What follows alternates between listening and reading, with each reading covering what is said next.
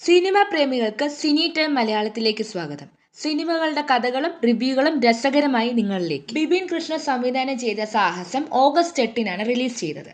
Narain, Babu Antony, Gauri G Kishore, Ramzan Muhammad എന്നിവരാണ് പ്രധാന താരങ്ങൾ. ചിത്രം ആക്ഷനും കോമഡിയും പ്രണയവും കലർത്തിയ ഒരു മസാല എന്റർടൈനറാണ്. പഴയ മലയാള സിനിമകളിലെ പൊളിച്ചെടുക്കുന്ന ആക്ഷൻ കോമഡി കാലം നിങ്ങൾക്ക് ഓർമ്മ വരുന്നുണ്ടോ? അത് തന്നെയാണ് സാഹസം 2025-ൽ തിരിച്ചു കൊണ്ടുവന്നിരിക്കുന്നത്. ജീവൻ സേറ എന്ന യുവദമ്പതികൾക്ക് ജീവിതത്തിൽ ഒരു വലിയ തീരുമാനം. ഒളിച്ചോടാൻ പദ്ധതിയിടുമ്പോഴാണ് വൂൾഫ് എന്ന ക്രിമിനലും സംശയാസ്പദനായ ഒരു പോലീസുകാരൻ അവരുടെ ജീവിതത്തിലേക്ക് കടന്നു വരുന്നത്. ഇവിടെ നിന്നാണ് കലാപവും രസകരമായ സംഭവങ്ങളുടെ തുടക്കം. എനിക്ക് വ്യക്തിപരമായി തോന്നിയ കുറച്ച് പോസിറ്റീവ്സ് പറയാം. ചിത്രത്തിന്റെ ഏറ്റവും വലിയ ശക്തി അതിന്റെ എന്റർടൈൻമെന്റ് മൂല്യമാണ്. രസകരമായ സംഭാഷണങ്ങൾ, നിറഞ്ഞ എനർജി, എല്ലാം കൂടി ചിത്രം ഒരു ഫെസ്റ്റിവൽ ഫീലിംഗ് ആണ് തരുന്നത്. നടന്മാരിൽ നരയനും റംസാനും ഗൗരിയും മികച്ച പ്രകടനമാണ് കാഴ്ചവെച്ചത്.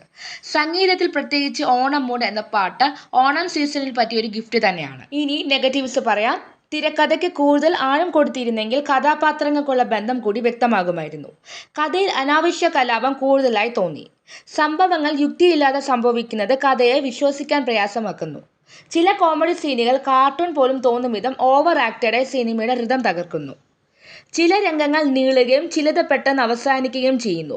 അതിനാൽ ബാലൻസ് ഇല്ലാതാകുന്നു. ചുരുക്കത്തിൽ പറഞ്ഞാൽ സാഹസം ഒരു ക്ലാസിക് അല്ലെങ്കിലും കുടുംബത്തോടൊപ്പം ഇരുന്ന് പൊട്ടിച്ചിരിക്കാൻ പറ്റിയൊരു വിനോദ ചിത്രമാണ്, പ്രത്യേകിച്ച് ഈ ഒരു ഓണക്കാലം. നിങ്ങൾക്ക് ഇത്തരത്തിലുള്ള മസാല എന്റർടൈനറുകൾ ഇഷ്ടമാണെങ്കിൽ ഈ സിനിമ ട്രൈ ചെയ്യാം.